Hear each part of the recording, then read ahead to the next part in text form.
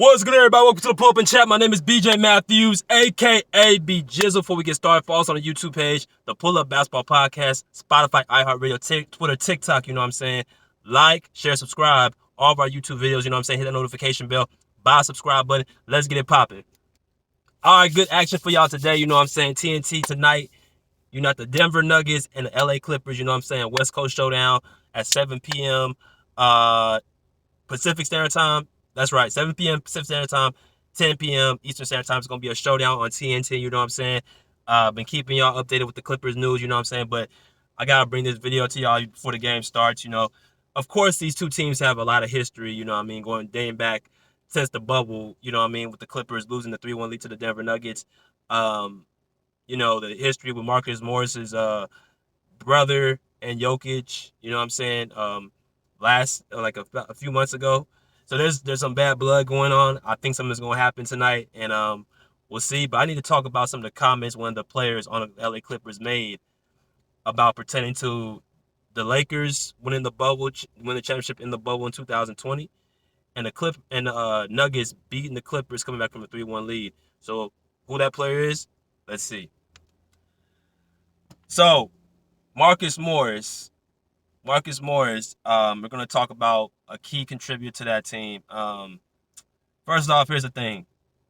In basketball, you have superstars, you have all-stars, you have, role players, you have enforcers, you have three-point specialists, you have defensive stoppers, you have, a little bit of everything on a basketball team. A winning basketball team, you have to have all the pieces and ingredients to win a championship.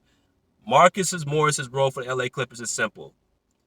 He's the enforcer, he's a three-point specialist, and he's somewhat of the leader of the LA Clippers, right? Because if you look at their whole situation scenario, Marcus Morris is their vocal leader.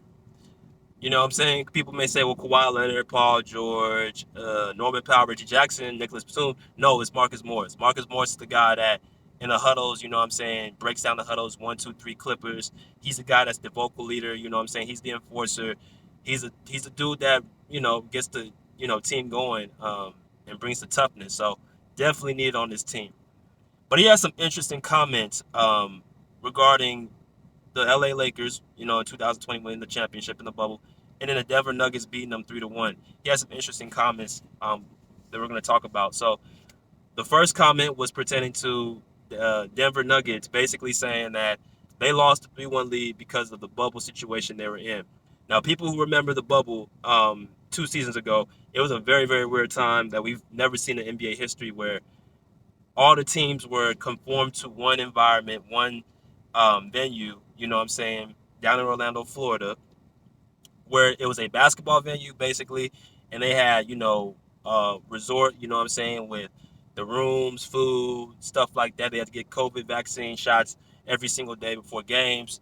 So it was a time where you have to kind of, sacrifice a lot, to really be able to play in that, venue. There was so much stuff happening. Of course, the whole Black Lives Matter with George Floyd shooting, the bargaining agreement for the NBA. If they didn't show up and play, they would lose money.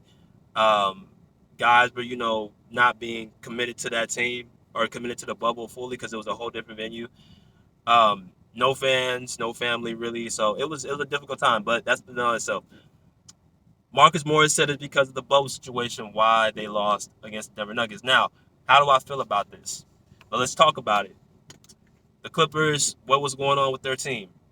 Personally, Lou Williams, you know what I'm saying, had the little incident down in Atlanta, where he missed time because they claimed that he was going to get wings at a, you just want to say the strip club, right?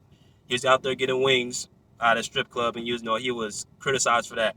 Montrezl Harrell, their sixth man of the year, you know what I'm saying, they're another tough guy on their team whose grandmother passed away. He came and had to, quarantine and, take a few time off, before he can start playing. That was another situation. Everybody knows what happened with Paul George. Paul George, he wasn't even himself at all. We found out that he wasn't even sleeping much in that bubble. He said 2 weeks. I'm not going to go as far as to say 2 weeks. I'm just going to say that, he had a hard time in that bubble where he wasn't himself. And you guys can see in his play, in the bubble, different from last year in the playoffs. There was a totally different situation. So that's a valid excuse, why you didn't play well. And then let me also break this one. I live in San Diego, and for people who do not know, Kawhi Leonard went to San Diego State University. He's from Riverside, California, Moreno Valley, to be discreet and to be uh exact. That's the word. I'm sorry, I had a brain freeze. But he's from LA, and he went to school out here in San Diego for college. One of the people I actually came across out here in San Diego, knows Kawhi personally. He golfed with him. He had tickets to go to the Clipper games when Kawhi first came. He talked to Kawhi on the phone. This is no lie, no cap. I'm not lying about this. He called Kawhi later on the phone right after the game and said basically, y'all blew that 3-1 lead, and Kawhi said you don't know what it's like being in that bubble. So all those reasons, what I'm saying, factor into how Marcus Morris, how he feels. And also, Chris Dudley, former Lakers, said that they didn't want to be in that bubble. Most people did not want to be in that bubble except for the Lakers. They have more momentum in that bubble than anybody else because, the passing of Kobe Bryant, of course. You know what I'm saying? LeBron James trying to, revamp his legacy. Anthony Davis, um, what I'm saying, coming in, trying to get his first championship. That whole team was very motivated that year. Now, that happens all the time, right? We got to be honest.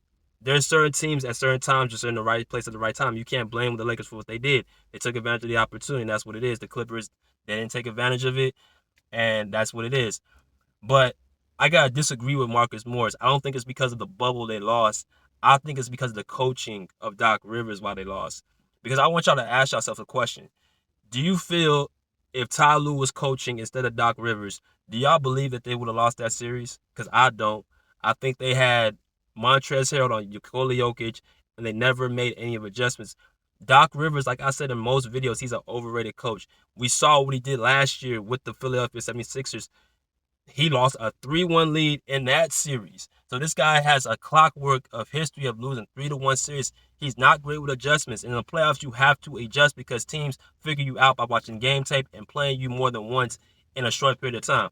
So Doc Rivers to me is the reason why. But I understand what Mook is saying. But at the end of the day, they have to win a championship, man. You know what I'm saying? If Kawhi and PG come back, they have no excuse. I feel like they're the best team in the NBA with fully healthy. But let's go to the Lakers situation. Now, the Lakers beat the Denver Nuggets convincingly 4-1 um, after beating the Clippers. Now, after the Nuggets beat the Clippers. Now, Mook said something very important too. He said, that bubble doesn't count. That bubble championship doesn't count. What have the Lakers done since then in a real arena?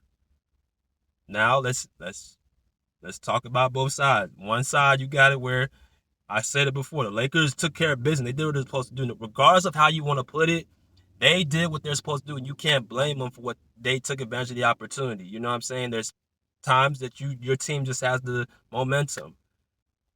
So we gotta give the Lakers credit, at that time. But let me play devil's advocate here. Is Marcus Morris lying?